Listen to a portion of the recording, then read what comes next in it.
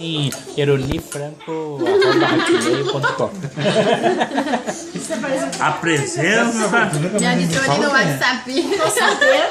Fala o teu Instagram. Acho que ela me mandou convite. Não, eu aceitei ela. Fala o teu Instagram. Nem a presença. Eu vou falar. Isso, aí.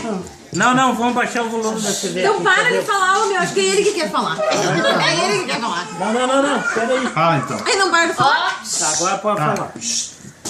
Vai falar, ó.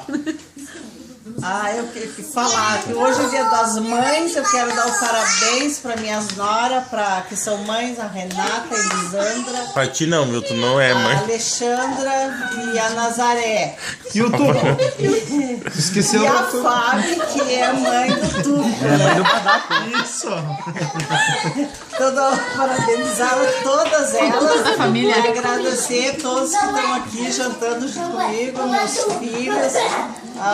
O Glauco, a Dias, o Maroni, meu marido Hilário, excelentíssimo esposo Hilário, Do Agostinho. meus netos que tá aqui, o Gregory, a Annelise e o Arthur.